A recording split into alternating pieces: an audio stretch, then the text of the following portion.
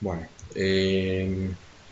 bueno, esta obviamente, como todos ustedes saben, ya es la última clase de esta cursada especial que hemos tenido, virtual, aunque no la única, porque no la primera, ustedes ya han tenido en el primer cuatrimestre.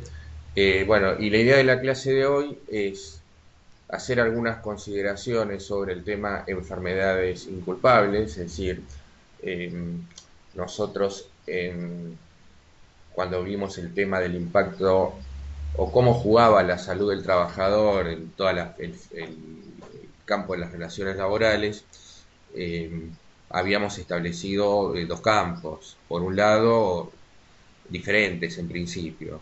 Por un lado, el tema accidentes y riesgos del trabajo, que vimos una clase, tuvimos una clase en vivo y el resto de material, bueno, lo he subido a través de una serie de videos de menos de 20 minutos cada uno, que he visto, por lo menos en el canal de YouTube, que en general, bueno, por lo menos que se han conectado a verlo, y me parece que eso es importante que vean específicamente esos videos porque todo lo que tiene que ver con el tema de riesgo del trabajo es un tanto complejo el estudiarlo directamente de la ley o quizás de algún libro. Entonces me parece que esas clases pueden ser ilustrativas. Eh, entonces, la idea de la clase de hoy es ver la segunda esfera que tiene que ver con que no vimos ni todavía, que es el tema de accidentes y enfermedades inculpables. Eh,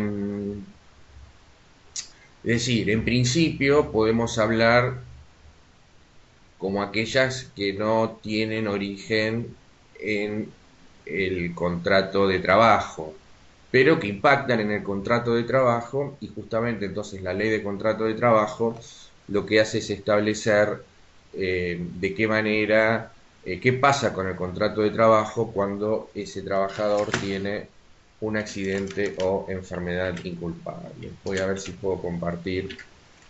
eh,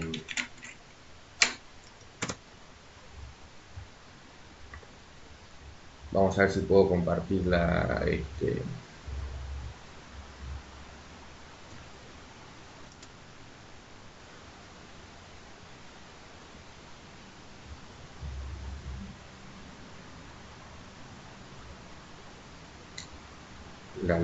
de contrato de trabajo, la parte pertinente, porque esto estamos hablando de los artículos 208 en adelante de la ley de contrato de trabajo. A ver si lo podemos poner para compartir. Vamos a buscar la ley primero.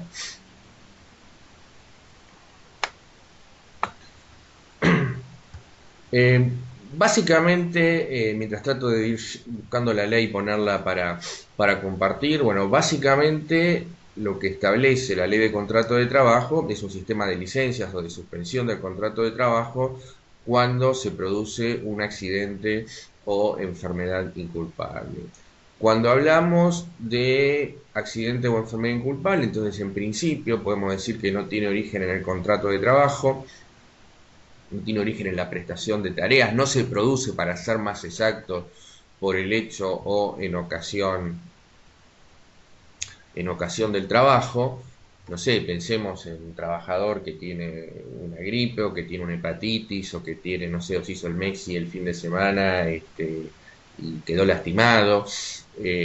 Bueno, obviamente, y no está en condiciones de trabajar, ¿no? Entonces, obviamente eso impacta en el contrato de trabajo, porque eso va a impactar en el objeto del contrato de trabajo, que es esa prestación personal infungible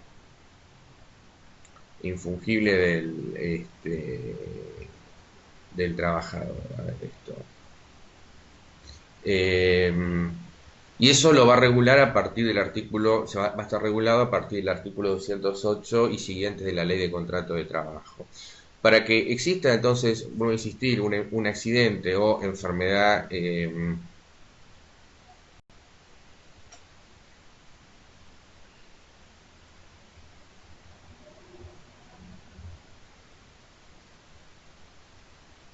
si estoy haciendo bien.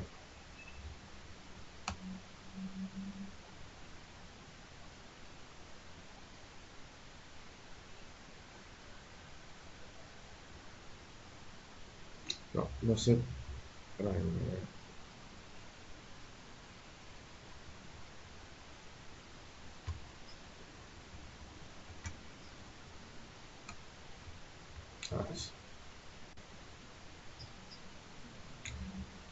Entonces le decía que para que exista un accidente de enfermedad inculpable, esa contingencia en la salud en principio no tiene que tener origen en el contrato de trabajo.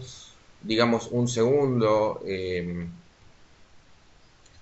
requisito es que sea incapacitante, y cuando hablamos de incapacitante implica no que ese trabajador esté postrado en la cama y no pueda este, salir de su domicilio, sino que la presencia del trabajador en el lugar de trabajo puede ocasionar un perjuicio adicional en la salud del trabajador, ¿no? Pero no necesariamente implica que ese trabajador no pueda salir de su domicilio. Por eso hablamos a eso nos referimos con incapacitante. Y después obviamente tiene que ser inculpable. ¿Y esto que es inculpable, qué es lo que implica? Bueno, la inculpabilidad lo que implica es eh,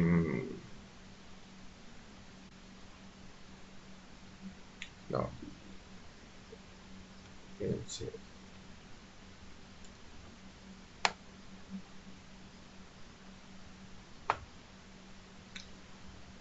Lo que implica la inculpabilidad es, solamente estoy viendo a ver cómo lo estoy haciendo, estoy compartiendo la pantalla, ¿no? Pero no puedo ver las dos pantallas en simultáneo, no puedo ver la clase con, a ver acá sí con la galería, con esto.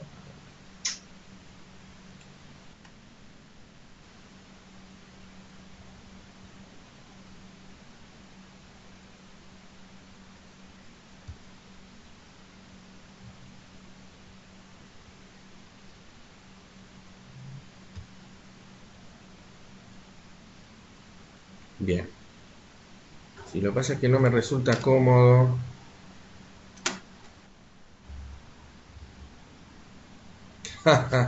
Bueno, porque se ve el. Bueno, vamos a hacer una cosa, lo voy a sacar esto directamente porque. No,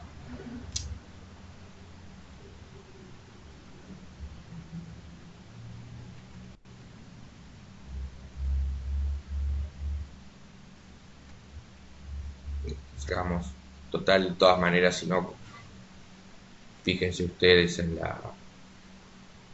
Entonces le decía que el accidente o enfermedad inculpable, entonces tiene que ser incapacitante y tiene que ser inculpable. ¿Qué quiere decir inculpable? Quiere decir que ese daño, esa afección a la salud de ese trabajador no debe haberse causado en forma intencional. Y cuando hablo de forma intencional, estamos hablando con el propósito de no cumplir con el objeto del contrato de trabajo.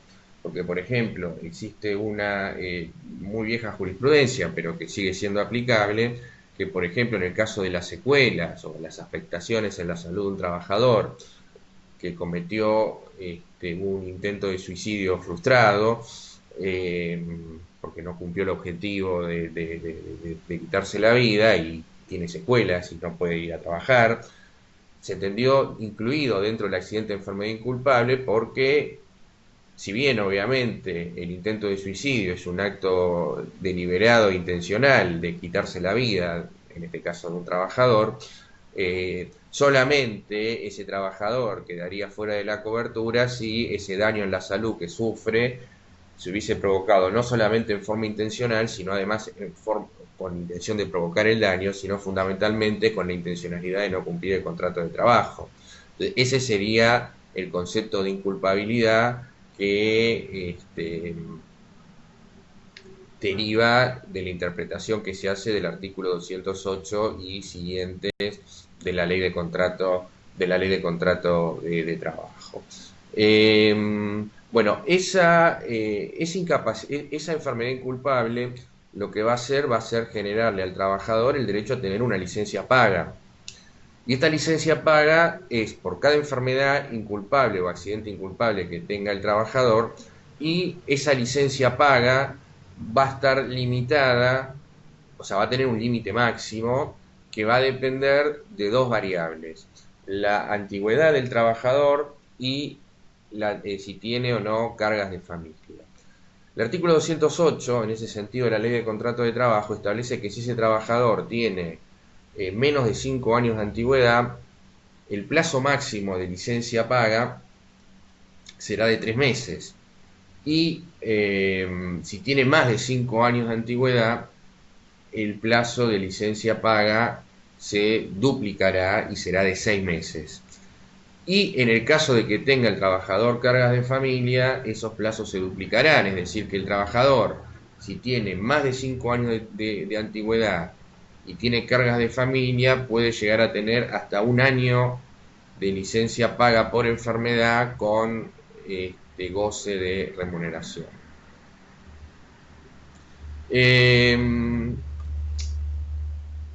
¿Quién tiene que pagar la remuneración? Se tiene que hacer cargo el empleador del pago de esta remuneración. Por supuesto que, o sea, nosotros ubiquémonos que es un costo que el legislador pone en cabeza del empleador, porque en definitiva tiene que pagar por una prestación que no va a recibir, que incluso puede ser hasta un año. Paga, si se trata de una enfermedad grave, obviamente. Pero bueno, el legislador lo que ha hecho, perdónenme, es ponerlo este costo, ha decidido ponerlo en cabeza del empleador. Hay algunos autores que sostienen y propician que en realidad este pago de estas prestaciones, donde el empleador es totalmente ajeno en su producción y el contrato de trabajo es totalmente ajeno en su producción, debería hacerse cargo el sistema de seguridad social. Pero más allá de que esta solución pueda ser razonable y atendible, la verdad que yo lo veo inviable. Es decir, lo veo inviable porque obviamente desde el punto de vista del sostenimiento económico, es decir, el sostenimiento de un régimen de seguridad social requiere recursos, y la realidad marca que a duras penas el sistema de seguridad social se está haciendo cargo de las prestaciones que tiene a su cargo en la actualidad.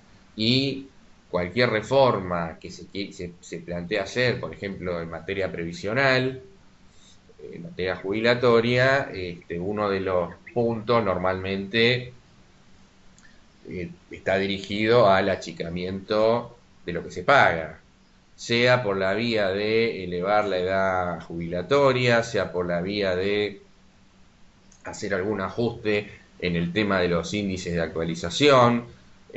Bueno, son todas reformas que están dirigidas en definitiva a achicar el gasto que tiene el sistema de seguridad social.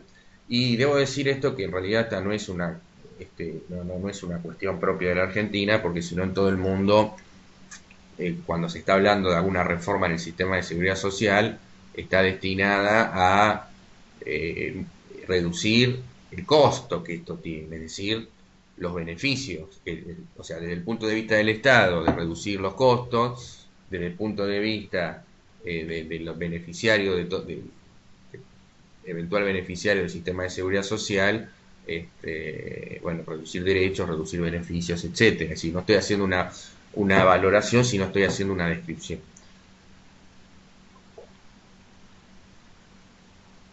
En ese contexto, plantear un incremento en las prestaciones, yo por lo menos lo veo poco viable. Entonces, es un régimen que, insisto, muchos autores critican por esta circunstancia y proponen que se haga cargo la seguridad social de todo este tipo de prestaciones. Pero bueno, lo cierto es que queda ahí, porque obviamente esto no sería, digamos, esto no lo veo, no lo veo para nada viable. ¿Qué es lo que Bueno, acá aparece un concepto importante que va a determinar el plazo de duración máximo de esta licencia por enfermedad, que es el concepto de cargas de familia. Porque recordemos que, como lo acabo de señalar recién, si ese trabajador tiene cargas de familia, el plazo se duplica de licencia paga por enfermedad inculpable.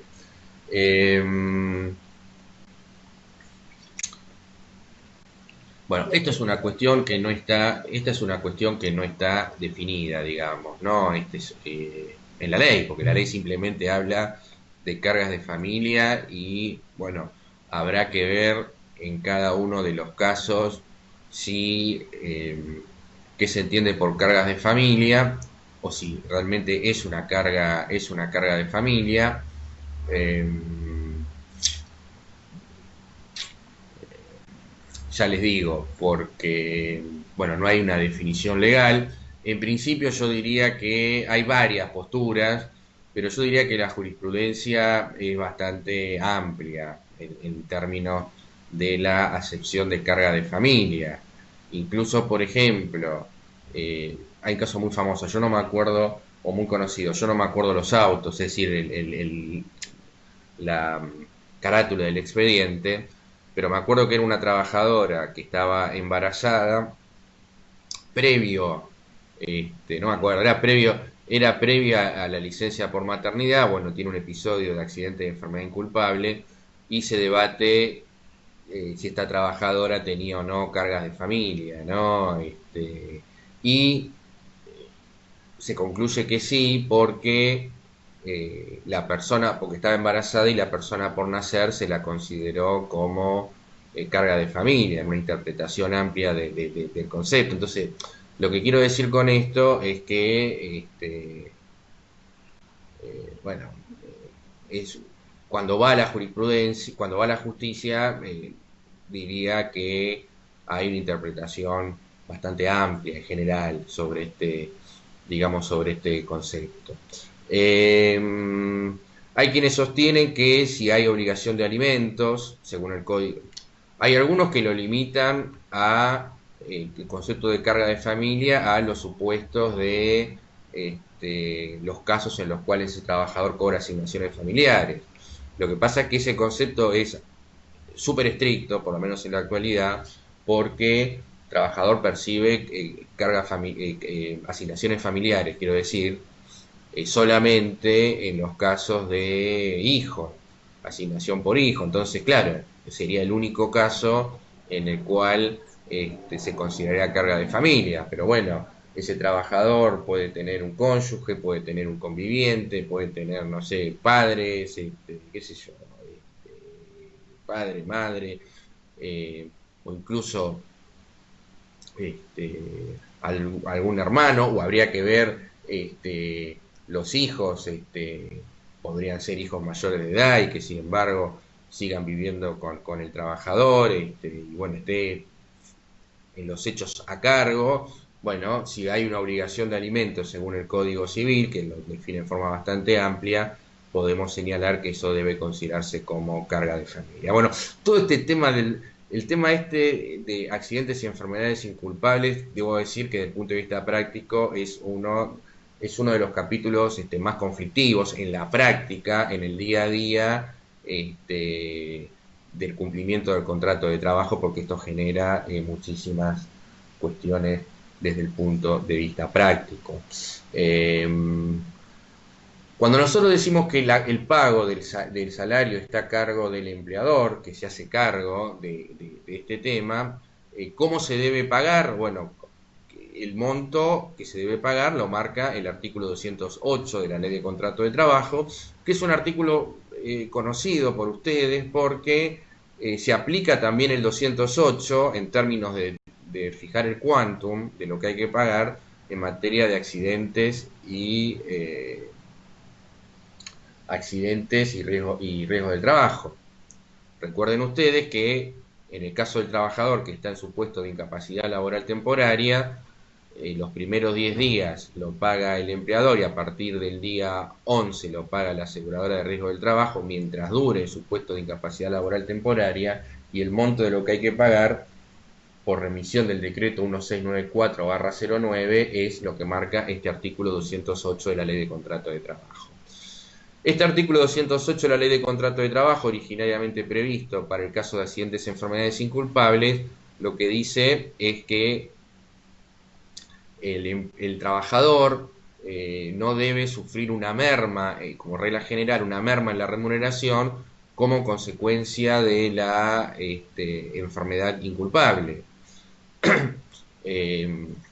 A ver, si yo lo tengo acá no lo ven ustedes, pero lo voy a leer, ¿no? Porque dice, si busco la parte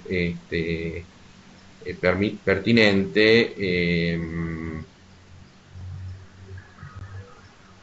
dice que en ningún caso, en un párrafo del 208, en ningún caso la remuneración del trabajador enfermo o accidentado podrá ser inferior a la que hubiese percibido de no haberse operado el impedimento, ¿no? Esta es una regla general que se deriva del artículo 208 y establece dos pautas concretas en términos que si hay aumentos, ese trabajador tiene derecho a recibirlos mientras dure en el periodo de licencia, obviamente. Es decir, que el hecho, en línea con la regla que estamos señalando acá, es decir, el hecho que ese trabajador esté en licencia por enfermedad inculpable, en definitiva, no lo priva de los aumentos que pudiese recibir ese trabajador por vía paritaria, por ejemplo. Y además establece que si el trabajador percibe remuneraciones variables, es decir, estas remuneraciones, no sé, comisiones, acá lo que hay que hacer es tomar un promedio de los últimos 6 meses. Es decir, acá no se toma la mejor, sino se toma un promedio de los últimos 6 meses.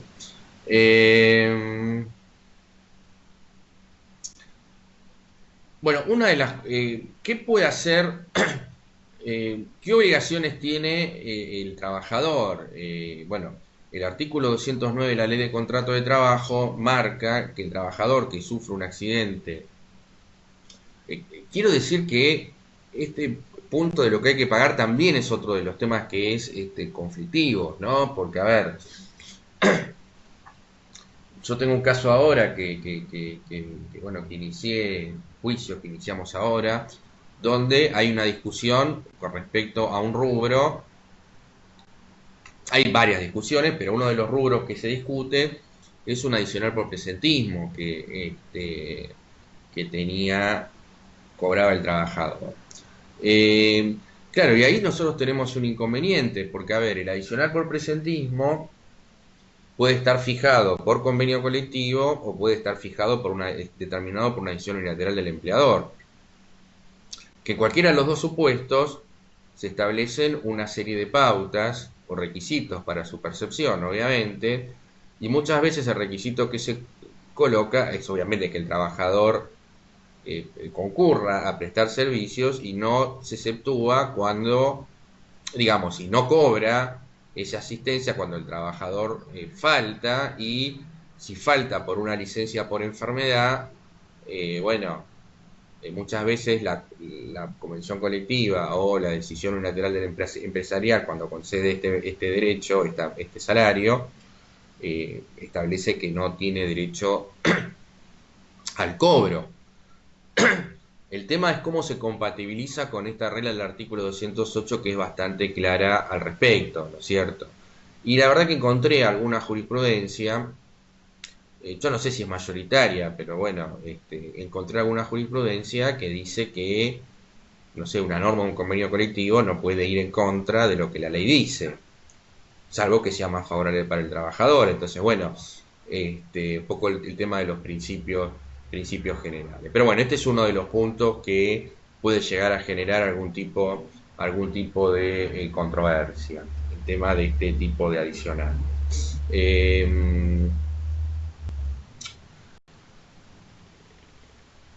Bueno, ¿qué otra cuestión más? Bueno, decíamos que las obligaciones del trabajador es dar aviso al empleador, artículo 209 de la Ley de Contrato de Trabajo.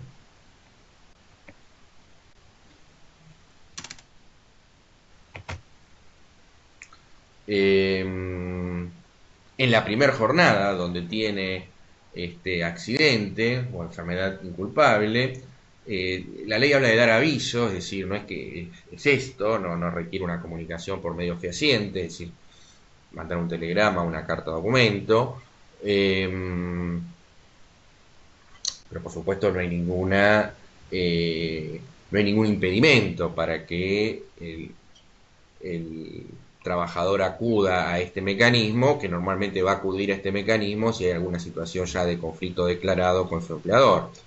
Pero la ley simplemente exige el dar aviso en la primera jornada, por supuesto, siempre que esto sea posible, porque a ver, si el trabajador tiene un accidente y una enfermedad inculpable gravísima y no está en condiciones de hacerlo, bueno, eso no estaría exceptuado el trabajador de cumplir con este aviso. Y este aviso es un requisito para el cobro de esta licencia por enfermedad inculpable. El artículo 210 de la ley de contrato de trabajo establece la posibilidad de control. Nosotros vimos, cuando vimos los poderes jerárquicos, bueno, la facultad de control en general del empleador sobre el trabajador, y nosotros no lo vimos en su momento, pero bueno, vale decirlo, hay una proyección específica de ese poder de control en el control de la existencia o no de esta enfermedad inculpable alegada por el trabajador. Y ese control que marca el artículo 210, al cual tiene derecho el empleador, importa, a ver, ¿cómo decirlo? El control, la posibilidad de control, y la ley de contrato de trabajo lo limita, que no es cualquier tipo de control, o no lo puede hacer cualquiera, sino al ser una enfermedad, ese control tiene que hacerse a través de médicos, ¿no? Ese es un requisito que marca el artículo 210 de la ley de contrato de trabajo. Obviamente, la contracara de ese derecho a control que tiene el empleador es la obligación del trabajador de someterse a ese control que marca la ley que posibilita la ley de contrato de trabajo. Bueno, y después la ley de contrato de trabajo no dice más nada en términos de derechos y obligaciones en este periodo. Con lo cual, uno se puede preguntar si el trabajador, por ejemplo, que dijimos que tiene, según la ley de contrato de trabajo, dos obligaciones: una, deber de dar aviso; dos, deber de someterse al control médico del empleador. Si la pregunta es si ese trabajador tiene alguna obligación adicional o se agotan en estos dos cuestiones que hemos señalado recién. Puntualmente, para no quedar en una cosa abstracta, la planteo con un tema que da lugar a mucha discusión también en la práctica, que es si ese trabajador está obligado o no a presentar algún tipo de certificado médico que avale que ese trabajador está imposibilitado de ir a prestar servicios. Porque, a ver, acá en este punto tenemos dos planos, es decir, si esa relación es una relación laboral que transita sin conflictos, el trabajador va, lleva el certificado médico y se terminó la cuestión, digamos. No hay mucha discusión con respecto a esto, y además de llevar el certificado médico, de mandarlo por WhatsApp, por mail o lo que fuese, además se somete al control médico, porque, digamos, el empleador le puede mandar un médico a domicilio para constatar, bueno, que realmente esa denuncia sea correcta, ¿no? Pero, digamos, esto es lo que ocurre en la práctica. Cualquiera de ustedes está trabajando en relación de dependencia, sufren un accidente y enfermedad inculpable, bueno, le piden al médico que lo atiende que le extienda un certificado, se lo llevan al empleador, se terminó la cuestión. Pero la pregunta es si cuando no hay conflictos esto se maneja así, bueno, y no pasa nada. Pero el problema es si hay algún tipo de conflicto y de repente el trabajador no quiere darle, o no tiene, o lo que fuese, darle el certificado médico. Entonces la pregunta que se suscita ahí si el empleador, si ese trabajador está obligado a otorgar el certificado médico, entregar un certificado médico justificando la inasistencia, o basta con que se ponga a disposición del empleador para que éste ejercite el control previsto en el artículo 210 de la Ley de Contrato de Trabajo. Si me preguntan a mí, yo creo que eso no es una obligación del trabajador, porque, insisto, no está prevista en el régimen de accidentes y enfermedades inculpables. En ninguna parte dice que el trabajador tiene que presentar un certificado médico ni nada por el estilo. Porque después además eso dispara otro tipo de cuestiones. A mí muchas veces me preguntan, dicen, bueno, pero si presenta un certificado médico, che, pero mirá quién lo firmó el certificado, tiene que ser por una institución pública, lo puede firmar cualquiera. Tendría que ser una segunda discusión. Pero la primera me parece que, a mi criterio, no es una obligación del trabajador.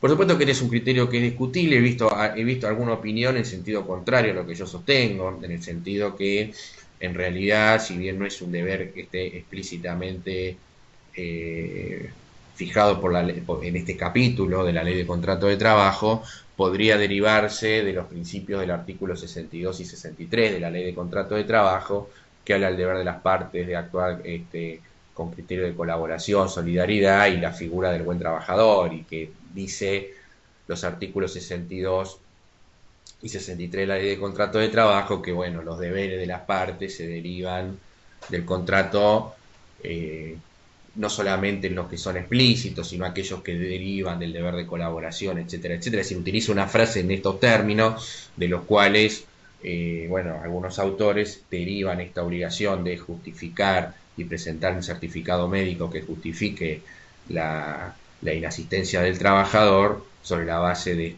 estos dispositivos. Bueno, obviamente esa es otra opinión válida desde ya. Porque, bueno, esta es una de las cuestiones conflictivas que pueden suscitarse con respecto a este punto.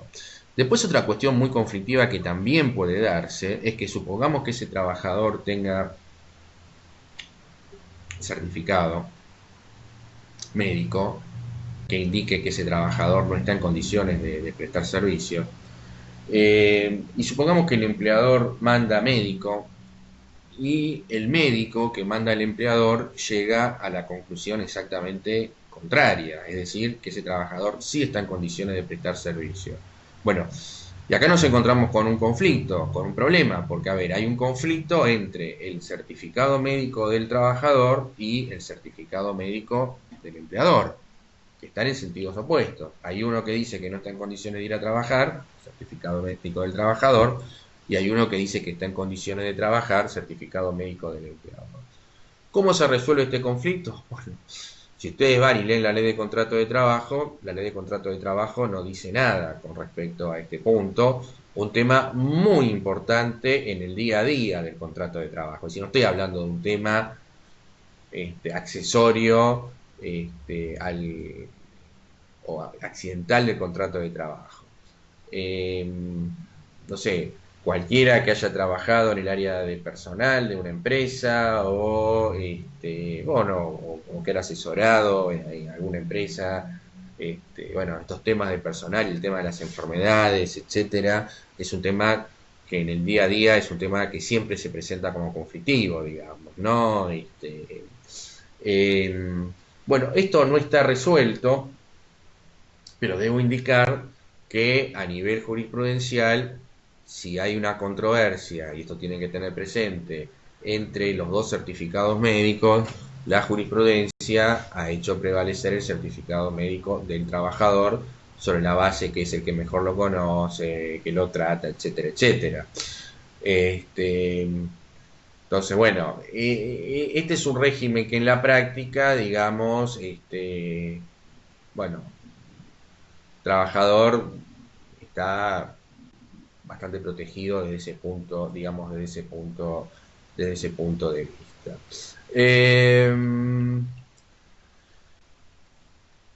Bueno, ¿qué otra cosa más podemos decir con respecto? Bueno, después también un tema que muchas veces me han consultado, es decir, bueno, la empresa manda médico a domicilio y resulta que va el médico y el trabajador no está en el domicilio. Entonces, una pregunta que siempre me hacen, o muchas veces nos hacen, es, bueno, qué ocurre en estos casos, si esto podría ser objeto de sanción, si esto podría justificar que ese trabajador pierda el derecho a cobrar la licencia paga por enfermedad inculpable. Eh, y en principio yo diría que no, digamos, ¿no? Es decir, lo que debería mandar la empresa es volver a mandar médico. Por supuesto que después hay que ver las circunstancias del caso, porque a ver, hay que ver el horario en el que fue y la cantidad de veces que se le manda, etcétera, etcétera. Pero en principio, jurisprudencialmente, el hecho de que el trabajador eventualmente no estuviese en el domicilio al momento que llegase el médico, esto no implica un, algo disvalioso para ese trabajador, porque se entiende que ese trabajador, el hecho de que tenga una situación de accidente de enfermedad inculpable, no implica que deba estar o que no pueda salir de su domicilio. Ese trabajador podría haber ido a la farmacia o podría haber salido básicamente a hacer algún tipo de actividad con respecto a su problema de salud, digamos, ¿no? Entonces, bueno, en principio, por lo menos que esto haya ocurrido en una oportunidad, no invalida el derecho al trabajador a seguir percibiendo la indemnización del artículo, el salario previsto en el artículo 208 de la Ley de Contrato de Trabajo. Debo decir que según el artículo 213 de la Ley de Contrato de Trabajo, si el trabajador, digamos, es despedido sin causa durante el periodo de licencia paga, el trabajador no solamente va a tener derecho a las indemnizaciones por despido, bueno, todo lo que hemos estudiado y visto hasta ahora, sino que además va a tener derecho a que se le paguen los salarios que dejó de percibir como consecuencia de la privación de la licencia.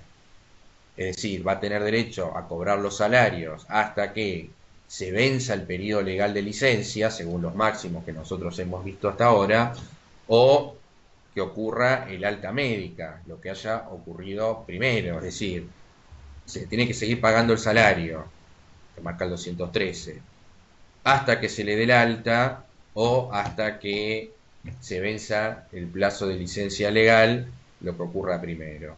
Obviamente, con malas indemnizaciones. Obviamente, con la idea de desarticular cualquier posible despido durante este periodo, es decir, que el empleador esté tentado a decir, bueno, prefiero despedirlo y pagarle la indemnización y liberarme del pago del 208.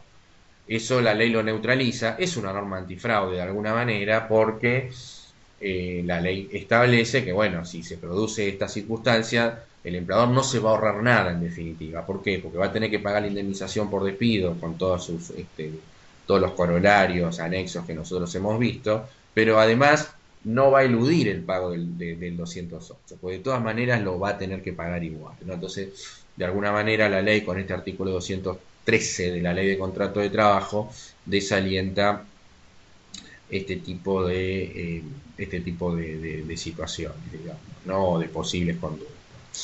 Eh, una vez vencido el plazo de licencia paga por enfermedad inculpable, si ese trabajador sigue imposibilitado, no cuenta con el alta para poder prestar servicios, una vez que vence el plazo de licencia paga, se inicia un periodo que la ley de contrato de trabajo, el artículo 211 de la ley de contrato de trabajo, denomina reserva de puesto.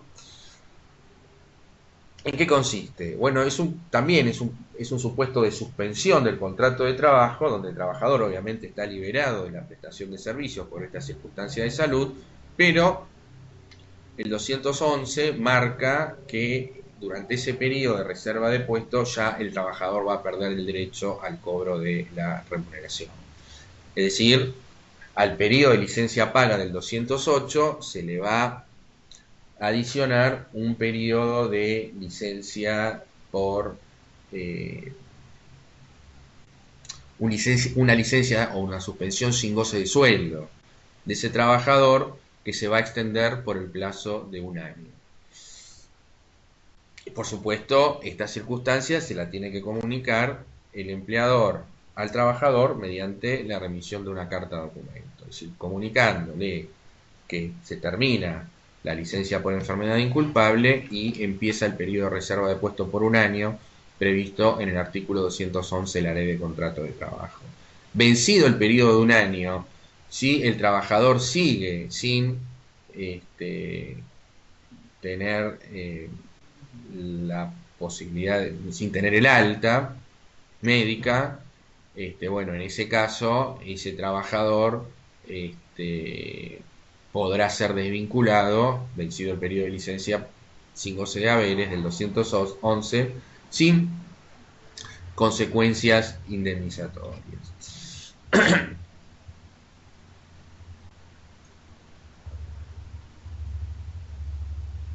Que no tenga el alta o que no se consolide la situación de incapacidad, porque a ver, acá también toda esta regulación del 208 y del 211 es de alguna manera una regulación de lo que la Ley de Riesgo del Trabajo denomina la incapacidad laboral temporaria, ¿no? Es decir, así como la incapacidad laboral temporaria en el sistema de accidente de trabajo tiene una regulación, en materia de accidentes y enfermedades inculpables, ese trabajador tiene una regulación, mientras esa incapacidad no se consolida, que es la regulación del 208 y del 211. Pero bueno, si esa incapacidad en definitiva se consolida y ese trabajador no puede, porque tiene una incapacidad absoluta, no puede seguir continuando en la prestación de servicios, ese contrato se extingue en los términos del artículo 212 de la Ley de Contrato de Trabajo, y recuerden ustedes que la extinción por incapacidad absoluta del 212 marca que ese trabajador va a tener derecho a que se lo indemnice, indemnización que va a estar a cargo del empleador y que es equivalente a la del 245 de la Ley de Contrato de Trabajo. Es decir, fíjense ustedes que hay una serie de contingencias que son ajenas al empleador que la ley pone en cabeza del empleador. Por ejemplo, dijimos que en el caso del fallecimiento del trabajador por cualquier causa tiene que pagar 248 a sus causavientes. Todo este sistema de enfermedades inculpables están a cargo del empleador, artículo 208 de la Ley de Contrato de Trabajo, y si se produce la extinción por incapacidad absoluta, porque se consolida la incapacidad de ese trabajador y tiene hablamos de una incapacidad absoluta cuando tiene más del 66%, sea con origen en el contrato de trabajo o no, el empleador tiene que pagar una indemnización prevista en el 212, que es en definitiva la del artículo 245 de la Ley de Contrato de Trabajo. Si el trabajador se le da el alta, dice el 212, pero se le da el alta con indicación de que ese trabajador no puede seguir continuando, o sea, puede trabajar, no tiene una incapacidad absoluta, tiene una incapacidad parcial, pero no puede trabajar en las mismas tareas que venía realizando con anterioridad. La Ley de Contrato de Trabajo establece que ese empleador está obligado a darle nuevas tareas acorde con su capacidad laboral física. Si puede hacerlo y no le da estas nuevas tareas, bueno, el contrato se va a extinguir por culpa del empleador y va a tener que pagar la indemnización del 245. Si no estaba en condiciones de darle nuevas tareas, entonces el contrato de trabajo, obviamente el contrato no puede continuar, porque el trabajador no puede prestar servicios en las nuevas tareas, y a la vez el empleador no puede darle tareas acordes. Entonces en ese caso la relación laboral se extingue y lo que va a tener que pagar el empleador es lo que marca el artículo 247 de la Ley de Contrato de Trabajo. No sé, yo tengo algunos ejemplos prácticos donde se han suscitado uno u otras circunstancias, de casos que llegaron a la justicia y fueron resueltos por los tribunales. Por ejemplo, recuerdo un caso de un chofer de colectivos en el área metropolitana, en la ciudad de Buenos Aires, que bueno, creo que por un tema de una incapacidad psiquiátrica no estaba, o sea, se le daba el alta para que se reincorpore, pero no podía seguir prestando servicios como chofer de colectivo. Entonces, por invocación del 212, ese trabajador pidió que se le asignaran nuevas tareas. La empresa de colectivos dijo que no, que le habían contratado como chofer de colectivos y que no tenía ninguna otra tarea para asignarle, y en consecuencia lo quiso desvincular pagando la indemnización del 247, es decir, la mitad del 245. Y jurisprudencialmente se resolvió a favor del trabajador, eh,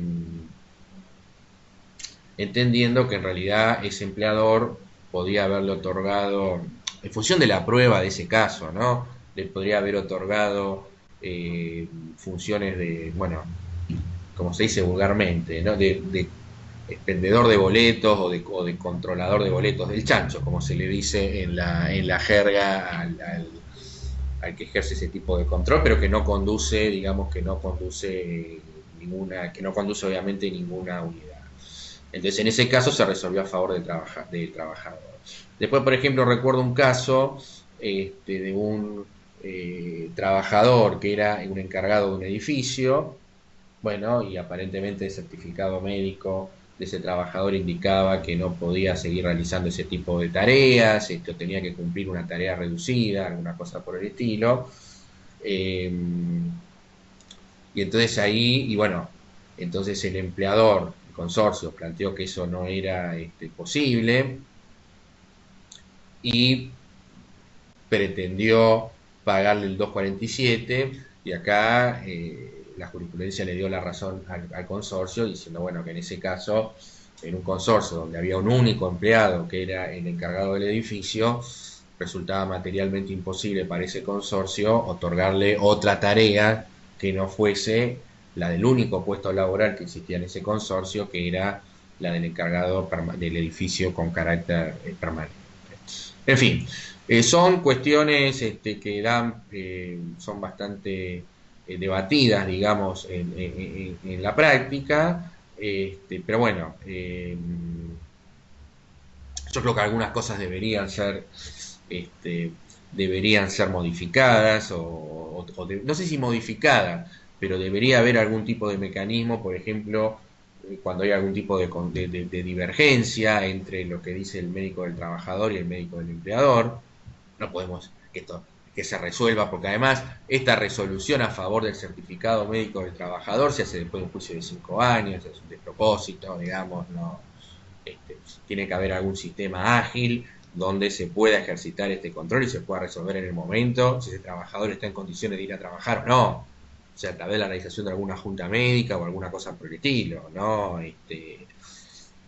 Y no que la cuestión quede en un limbo, en una discusión entre trabajador y empleador que se cruzan en carta, documento y telegrama, que seguramente eso va a terminar con una situación de despido o despido indirecto, para que después, 5 años después, un juez diga que en realidad tenía razón el trabajador y había que hacer prevalecer el certificado médico del trabajador, ¿no? Entonces, me parece que en ese sentido es un sistema que me parece que habría que ajustarlo por lo menos o a dar alguna vía de solución de estos conflictos que son conflictos diarios digamos que se producen y que impactan también en el funcionamiento, digamos, en el funcionamiento de las empresas.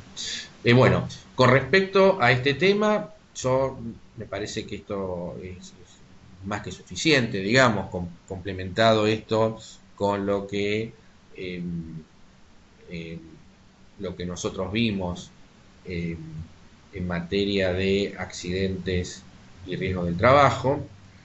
Debo decir que en materia de accidentes y riesgo del trabajo hay algunas cuestiones, yo no lo dije en los videos porque en realidad no está resuelto, Porque, a ver, ¿qué pasa con el contrato de trabajo cuando cesa la incapacidad laboral temporaria? Porque, a ver, nosotros dijimos, vamos ahora al sistema, sacamos de este tema y vayamos al sistema de accidente de trabajo. El trabajador sufre un accidente de trabajo, pasa en situación de incapacidad laboral temporaria, mientras está en esta situación, no hay prestación de servicios, pero eh, al no haber prestación, tiene derecho a cobrar el 208 a cargo del RT a partir del día 11. Bien. Pero acá se presenta un problema cuando el trabajador sale de esa situación y dice, bueno, pasa incapacidad laboral, supongamos que pasa situación de incapacidad laboral permanente. Lo que no está determinado ahí, ¿qué pasa con el contrato de trabajo? Porque ese trabajador va a terminar con una incapacidad, supónganse, de un tanto por ciento permanente. Bueno, pero y cesa, no se le paga más el 208. Recuerden que la incapacidad laboral permanente no se determina con respecto a sus contratos o a sus tareas habituales, sino en función de toda su capacidad laboral. Y podrían dispararse varias situaciones, ¿no? Si hay una incapacidad laboral permanente absoluta, es decir, mayor al 66%, el contrato de trabajo se extingue y ese trabajador tiene derecho al 212 más las indemnizaciones por incapacidad laboral permanente que prevé el sistema de riesgo del trabajo. Pero supongamos que el trabajador tiene una incapacidad laboral permanente parcial, es decir, menor al 66%. Bueno, ¿qué pasa con ese trabajador? Y va a tener derecho a la indemnización, que eso lo explicamos. ¿Qué pasa con el contrato de trabajo? Bueno, de acá de alguna manera lo que ha entendido la jurisprudencia es la aplicación analógica del 212 de la ley de contrato de trabajo. Es decir, que si ese trabajador tiene una incapacidad laboral permanente y está en condiciones de prestar servicios, pero no las mismas tareas que venía realizando habitualmente o con anterioridad al accidente de trabajo, se aplica la regla del artículo 212 que dice, bueno, el empleador le tiene que dar nuevas tareas y si no puede, 247, y si puede y no se las da, 245. Así que bueno, esta es una solución que en general, digamos, parecería ser la más razonable, ¿no? Es decir, la de la aplicación, forma supletoria, también de la regla del 212 en materia de, porque no está regulado esto, digamos, por lo menos en forma expresa, en la ley de riesgos del trabajo. Es decir, ¿qué pasa con ese trabajador una vez que cesa la incapacidad laboral temporaria con el contrato de trabajo? Porque se establece qué pasa con la RT, lo que tiene que pagar, si el ingreso base, bueno, que toda esa discusión, que la fórmula, que no fórmula, etcétera, etcétera, pero no está definido qué pasa con el contrato de trabajo y entonces una vía es aplicar por analogía el artículo 212 de la ley de contrato de trabajo. Bueno, dudas o preguntas que me quieran hacer sobre el tema que vimos hoy, en primer término, para ordenar un poquito, ¿no? Sobre el tema que vimos hoy y sobre los videos de accidentes y riesgos del trabajo. Si hay alguna duda que me quieren hacer con respecto a eso. Si no la hay, vamos a pasar a dudas o consultas o sugerencias, tema parcial, examen o sobre otros temas. Pero primero, para no salirnos del tema, focalicémonos en lo que vimos hoy y en los videos de accidentes y riesgos del trabajo. ¿Tienen alguna duda con respecto a eso? ¿Me quieren hacer alguna pregunta puntualmente con respecto a ese tema?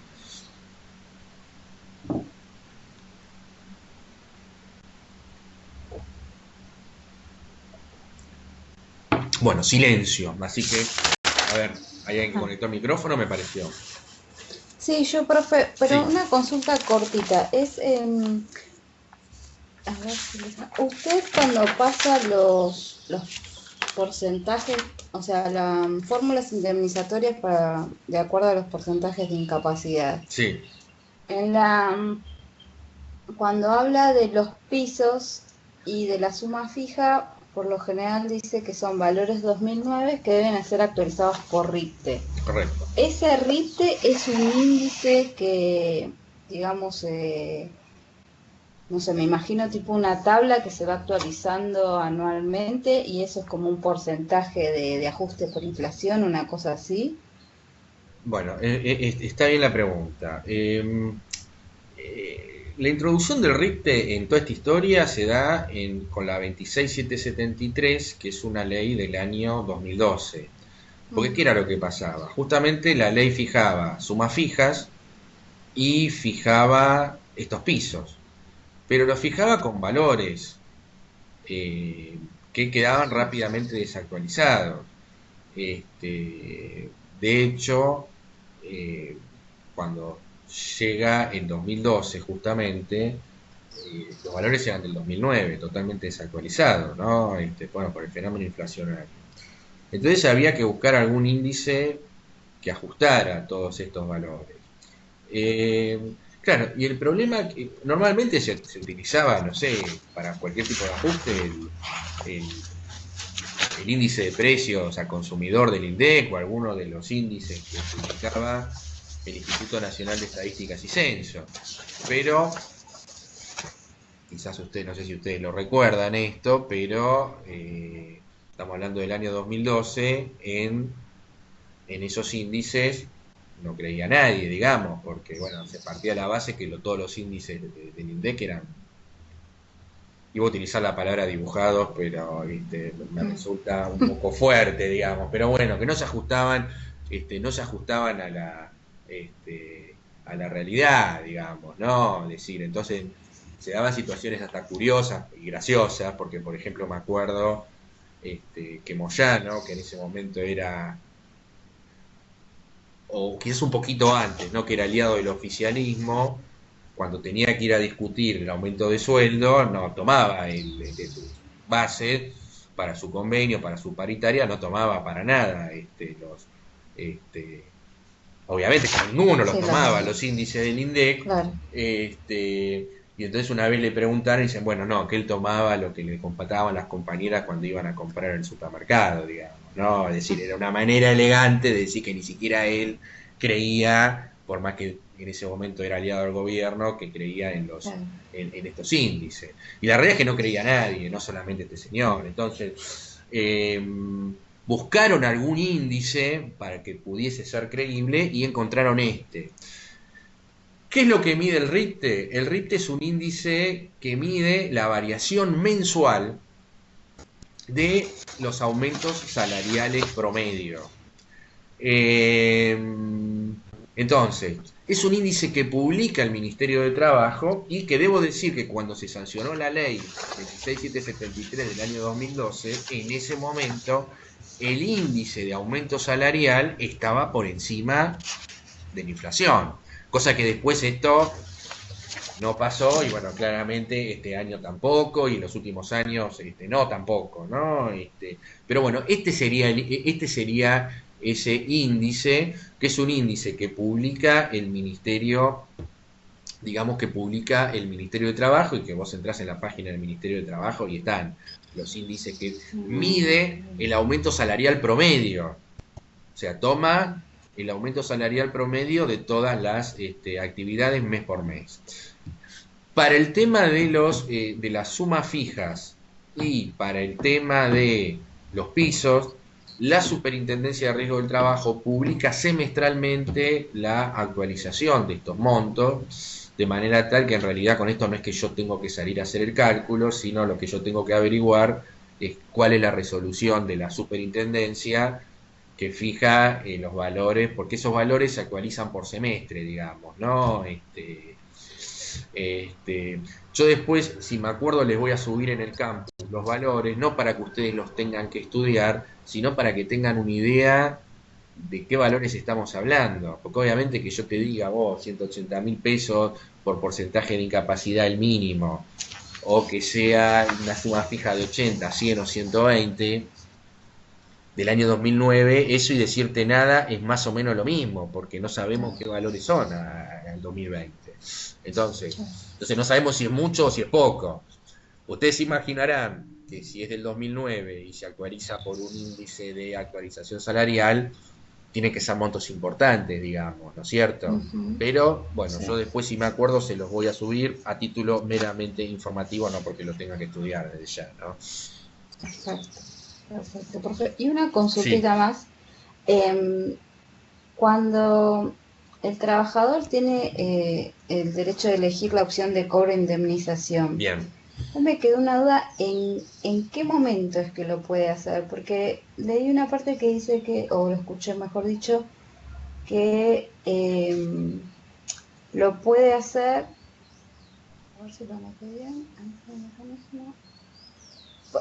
No, no lo anoté. Pero había leído que, me lo anoté como duda, pero no noté bien la duda completa.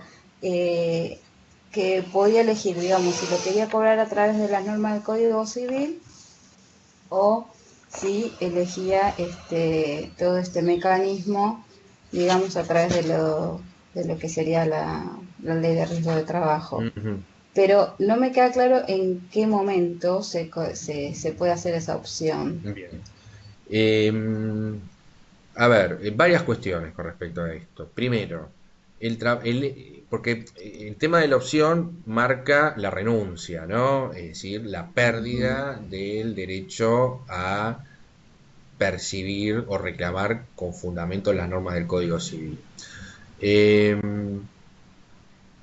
lo voy a decir por la negativa esto, es decir, el hecho de tener prestaciones médicas no afecta en nada en la opción. Es decir, las prestaciones médicas son vitalicias, las prestaciones en especie, para ser más exacto, se tienen que otorgar por la RT hasta el momento de la duración completa del trabajador. Entonces, a mí el hecho de que la RT me haya atendido, que haya ido, me haya operado, me haya hecho todas las prestaciones que correspondía, eso no afecta. Hasta ahí no ejercí ningún tipo de opción. O sea, tengo todavía la posibilidad de reclamar eh, al empleador y eventualmente a la RT con fundamento en las normas del Código Civil. La percepción de las prestaciones por incapacidad laboral temporaria, ese 208 que el trabajador va cobrando todos los meses, tampoco ejercí ningún tipo de opción. ¿Cuándo es el Entonces, hasta ahí no tengo que elegir nada, me estoy atendiendo, me está pagando la RT, no tengo que ejercitar, no ejercité ningún tipo de opción. Cuando se termina toda esa situación y se produce la situación de incapacidad laboral permanente, supongamos, por esa circunstancia, el trabajador va a tener derecho a cobrar la indemnización del sistema de riesgo del trabajo. Entonces, es en ese momento cuando se consolida la situación de incapacidad laboral permanente y el trabajador, justamente, tiene derecho a una indemnización. ¿Por qué? Porque tiene una incapacidad laboral permanente. ¿Y eso jurídicamente qué implica? Que tiene un daño. Porque la incapacidad laboral permanente, en definitiva, ¿qué quiere decir esto? Que ese trabajador perdió capacidad y eso es un daño. Entonces, y eso tiene que ser indemnizado. Y entonces, ahí el trabajador se le abre la opción de cobrar la indemnización, esta que vimos en los videos, o dejar de lado eso e iniciar un juicio contra el empleador y eventualmente contra la RT para reclamar las indemnizaciones con fundamento en las normas del Código Civil y Comercial de la Nación. Entonces, ahí es donde se originaría la posibilidad de optar. En el momento que se consolida mi capacidad laboral permanente. Antes no, Ah, porque no hay daño y porque bajo ninguna circunstancia la ley admite que el hecho de que vos hayas cobrado las prestaciones dinerarias por incapacidad laboral temporaria, es decir, el 208, te afecte tu derecho a pedir una reparación integral con base en las normas del Código Civil. ok, sería cuando ya tengo definido el porcentaje de incapacidad, digamos. Exactamente, exactamente. Perfecto, perfecto, perfecto. Muchas gracias. Bien. Bueno, ¿alguna otra duda con respecto a esto? Sí, profe, cuando hablamos de incapacidad temporaria, Sí, que los primeros 10 días los tiene que pagar el empleador y después la RT, correcto. ¿son los primeros 10 días por mes o únicamente los primeros 10 No, no. días y después todo el resto de los De meses? todo el periodo de incapacidad laboral temporaria, lo que dure, los 10 primeros días paga el empleador a partir del día 11 y hasta que se termine la situación de incapacidad laboral temporaria, paga la aseguradora de riesgo del trabajo. Bárbaro, perfecto, gracias. Son 10 días, ¿por qué? Ojo, y los 10 días es para el pago, no para las prestaciones. Se denuncia la contingencia, el empleador tiene la obligación de denunciar el accidente o enfermedad profesional al RT, lo puede hacer el trabajador también, pero la obligación la tiene el empleador, y la RT tiene que tomar la denuncia, no puede rechazar la denuncia, pero toma la denuncia de la contingencia y dice, no, bueno, pero esto no es un accidente de trabajo, porque me están diciendo un itinere, pero en realidad este señor se fue a la casa de la novia, bueno, en fin, entonces rechaza la contingencia. O porque dice que esa enfermedad no está cubierta, no está dentro del listado de enfermedades profesionales. Entonces dice, bueno, mire, para nosotros es una enfermedad inculpable, vaya a la obra social. Porque yo hay una cosa que me olvidé de decir acá, ¿no? Cuando el trabajador está en accidente y enfermedad inculpable, la atención médica la da la obra social sindical, no la RT, obviamente. Entonces, y entonces la RT tiene un plazo de 10 días para aceptar o rechazar la contingencia.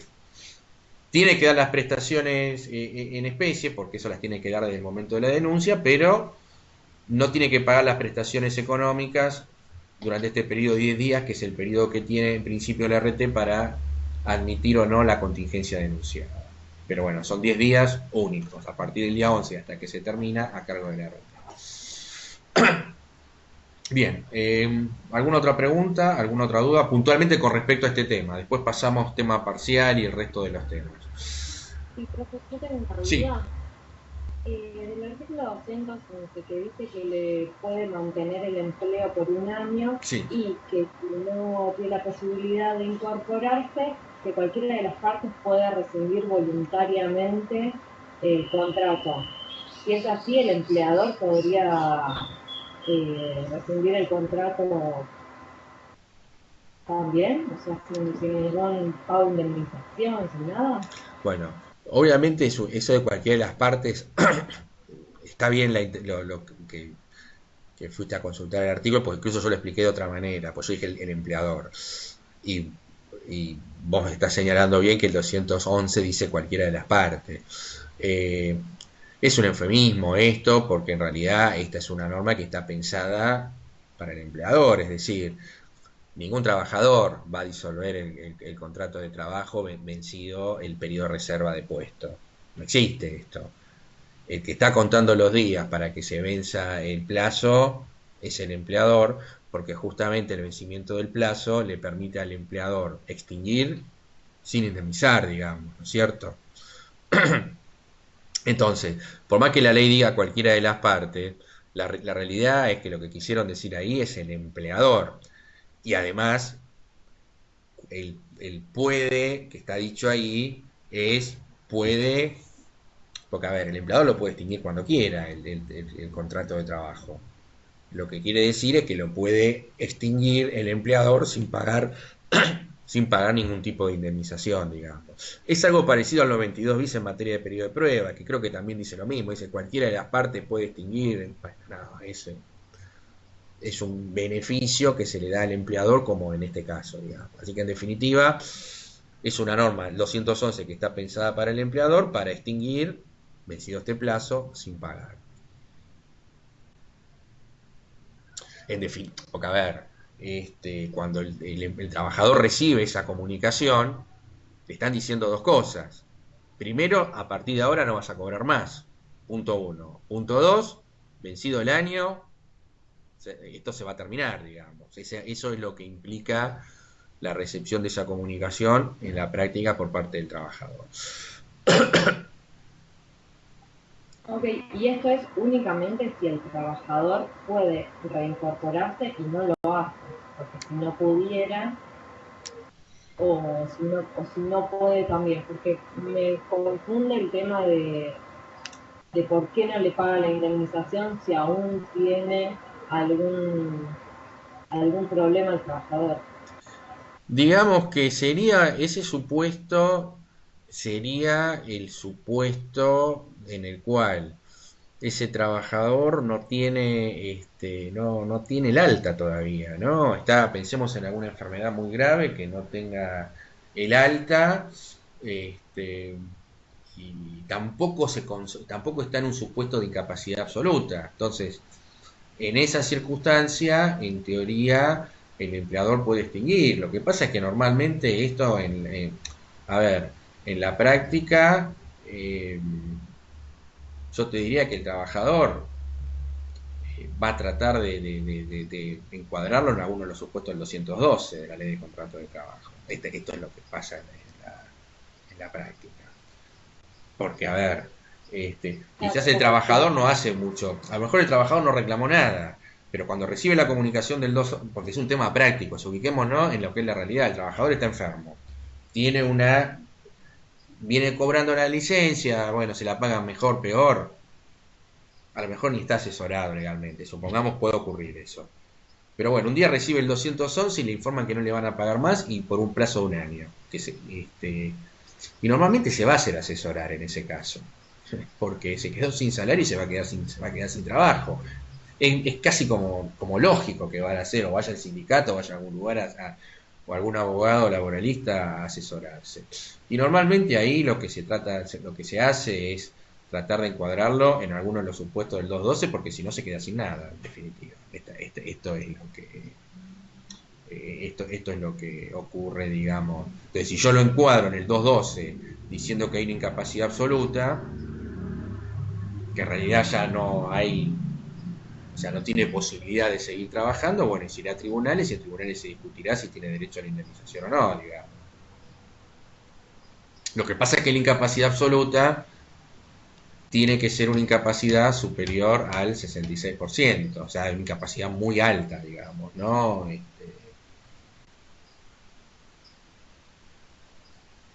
Bueno, gracias. Bueno, ¿alguna otra duda sobre este punto? Y pasamos, si no,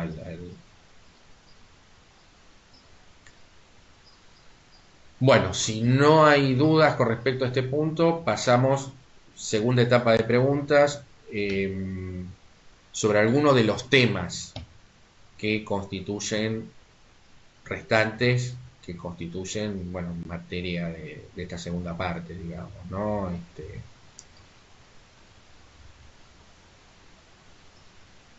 Que tengan alguna duda con respecto a los temas. Después vamos al tema, abro las preguntas para el tema parcial y voy a dar algunas indicaciones con respecto a ese tema. Bueno, de todas maneras me pueden hacer alguna consulta mandándome mail acá al día del examen, ¿no? Bueno, con respecto al tema del parcial. Antes de abrir el tema de las dudas, un tema importante.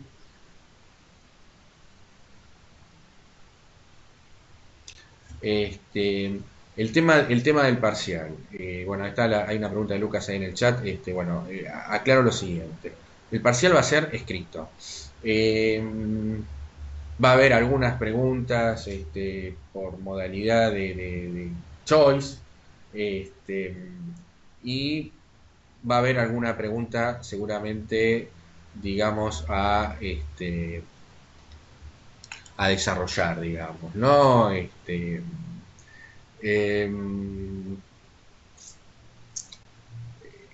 examen, o sea, va a ser con una modalidad de estas características. Puede ser preguntas que tengan que pensar, digamos, ¿no? Y bueno, van a tener un tiempo determinado para poder hacerlo. Se tienen que conectar, obviamente, con cámara. Que se vea, no sé, yo no les voy a pedir que tengan un plano abierto de todo el lugar donde ustedes están, pero por lo menos que se vea, que no es que me aparezca el redondel de la cara nada más, sino que por lo menos se vea no sé, del pecho para arriba, digamos, y tenga alguna visión este, de la este, de la persona que está dando el examen. Lo que les voy a pedir también es que se conecten a través de la cuenta oficial que ustedes tengan, por una cuestión de seguridad y para evitar cualquier tipo de situación desagradable, digamos, o algún chistoso, ciertas cosas que uno se va enterando que va pasando, como somos muchos, deben conectarse a través de la cuenta institucional de la facultad y tienen que tener a mano el documento nacional de identidad como para como para acreditar la identidad. El examen en principio lo vamos a hacer 7:30, es decir, vamos a mantener el horario que nosotros hemos convertido en los hechos, ¿no? Que hemos convertido esta clase a partir de las 7:30 de la mañana. Bueno, y eso es, vamos a tener que...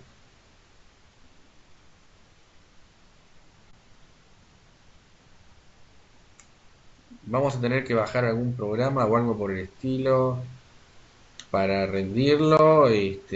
No, yo les voy a mandar un link donde va a estar pero no tienen que bajar absolutamente, no tienen que bajar absolutamente nada. Yo les voy a dar el link donde ustedes, tipo formulario, donde ustedes van a poder hacer el examen. Pero lo único que tienen que hacer es conectarse en el horario mediante la cuenta institucional de la facultad.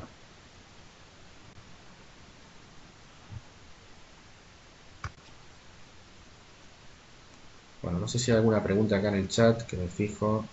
No, era lo de Lucas. Bueno, ¿alguna duda, alguna pregunta?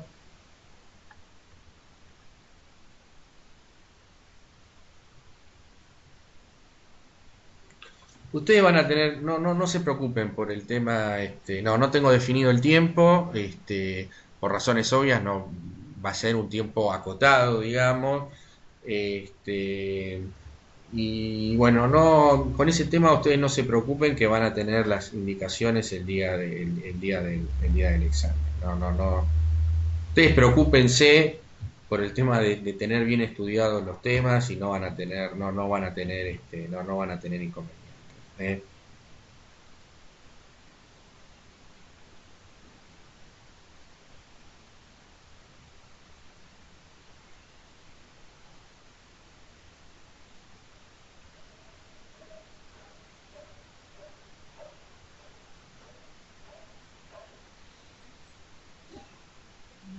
Lo que pasa es que no tengo otra alternativa, porque si yo no conecto, primero me lo pide la facultad eso, y si yo no hago conectar la cámara, yo no tengo manera de determinar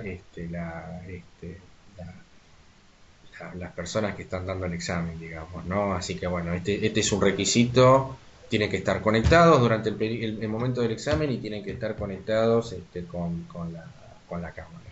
Entonces, lamentablemente, no sé si lamentable o afortunadamente, pero bueno, es un requisito que nos marca la facultad, con el cual yo estoy de acuerdo además.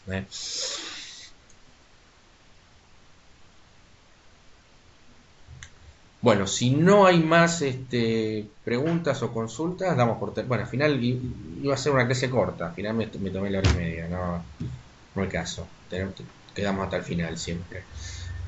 Bueno, cualquier duda que tengan me escriben, bueno, vamos a tratar de contestarla. Difundan esto a los compañeros que no se han conectado y bueno, los estoy esperando el día lunes a las 7:30 de la mañana. Que tengan buenos días, un buen fin de semana y nos vemos el lunes.